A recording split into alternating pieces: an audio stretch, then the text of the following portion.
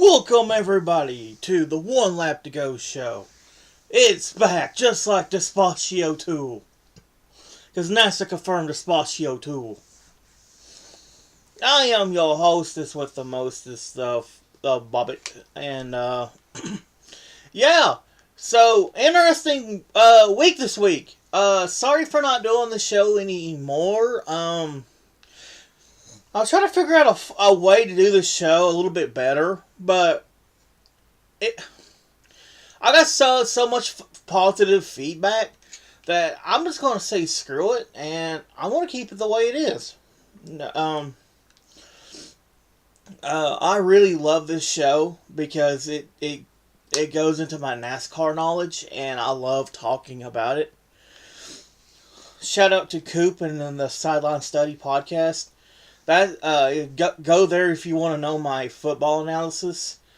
Courtside with Bobbit is my basketball show. I'm still trying to figure out how I want to do that show because basketball is really hard to do because where they play every day. So it's kind of hard to do it because they don't have a set day where they play like the NFL, the NASCAR does. So bear with me on that one. I'm still working on it. Big news this week regarding former Cup Series champion Kevin Harvick. If you didn't know, he won the race at Texas Sunday. And something to do with the spoiler. I don't know if it was an illegal part or what it was. But his win is no longer valid. It's null and void. And also his crew chief, his car chief, everybody who worked on that car is suspended for the rest of the year. He's fined 40 driver points, which is huge. And I'll get to why in a minute. And also he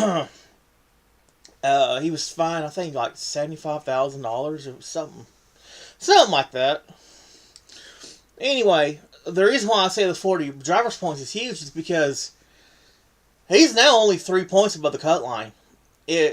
God forbid, if something happens at Phoenix, he's done. He's not going to Homestead.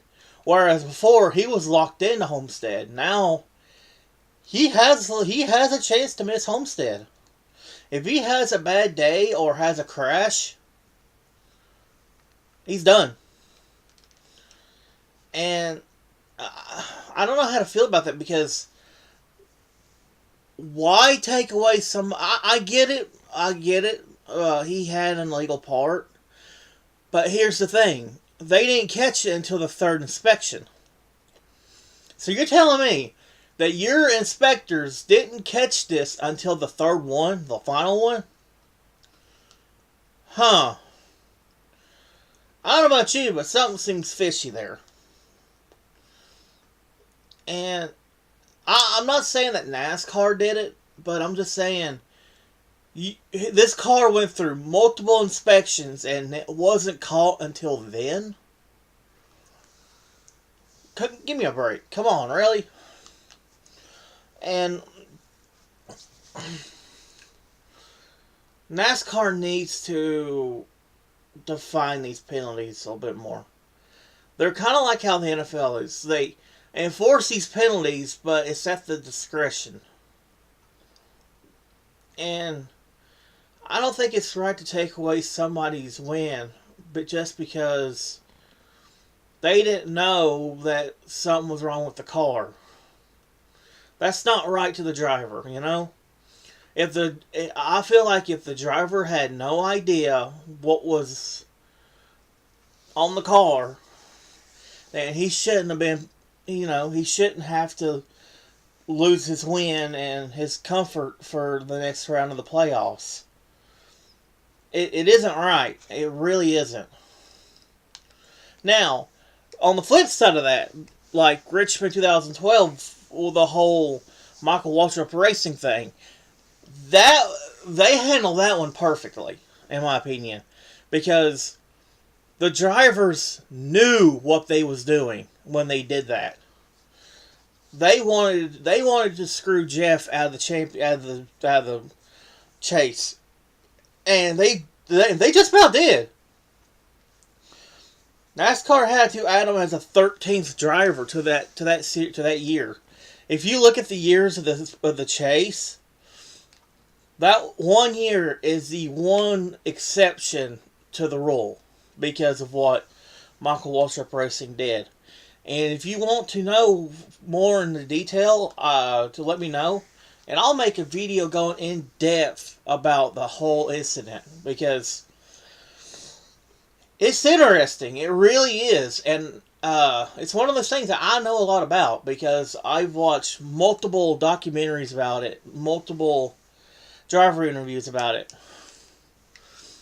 and there for the longest time, Clint Boyer didn't win a race because of it.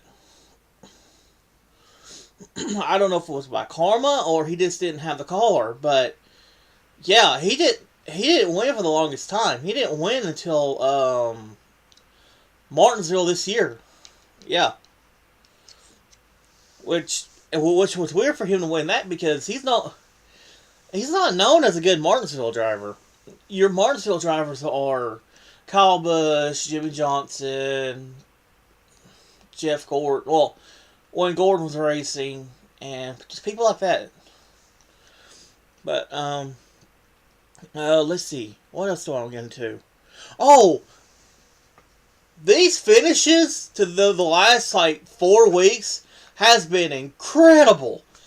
Like, it started off at the Roval.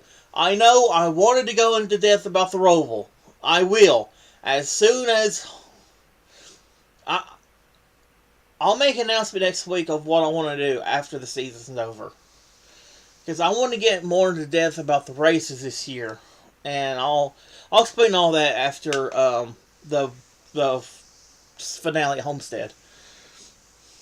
But if you're a fan of good racing, you have to watch these races. They're getting crazier and crazier and crazier. Friggin' Martinsville last week 2 weeks ago was, holy crap! That was nuts! And the Roval was like, holy crap! This is... See, it's stuff like this that makes me excited to be a NASCAR fan. And it just... I love this. I love the chase format. Like, at first, I absolutely hated it. Because I thought it's promoted Jimmy Johnson and screwed everybody else. But now that Gordon's no longer in it, I can actually sit down and enjoy it without stressing about the next the next race. Because fortunately, Kyle Busch is good enough to actually make it.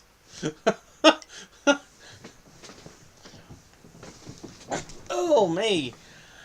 Yeah, I want to get next after the race at Homestead. I'm talking about the future of Martin Truex Jr. and Gibbs. I'm gonna go in more in depth about that.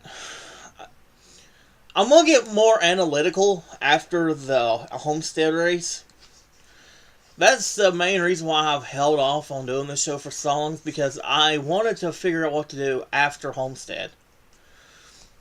I thought about not doing a show until next season, but I don't want to do that because I want to keep this show relevant. I want to make sure people are still aware about this show.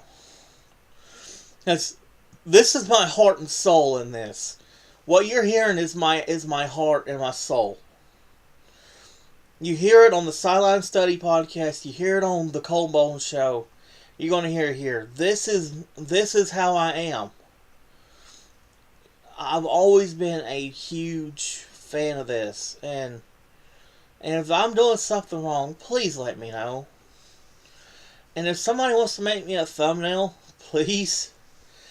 I just got this stock image of Kevin Harvick and Martin Truex at Kansas. Cause I don't know what else to use. I'm usually the thumbnail master, but I don't know what I want to use for this one. So if anybody's got any ideas, let me know. And, yeah. Uh, my picks for this week, we're running the 10-minute mark, which is not, well, which is good. But I'll I predict the four heading into Homestead is, of course, Joey. Well, I mean, he's locked in, so I think it's going to be Joey, Harvick. I think Harvick's winning at Phoenix because he's always good at Phoenix. Um, Chase Elliott and Martin Truex. That's the four I think's making in the Homestead. And if comment down below your picks for who you think is going to be the final four for Homestead, and I'll reveal them next Thursday. I want to do is make this a Wednesday/Thursday show. Anytime I'm home alone, I want to do this show. So, comment down below your picks, and yeah, this has been Bobbit, racing fans, and we'll be back next week with Phoenix analysis slash Homestead stuff. And Ronnie, go Johnson. There you go. All right, see you guys.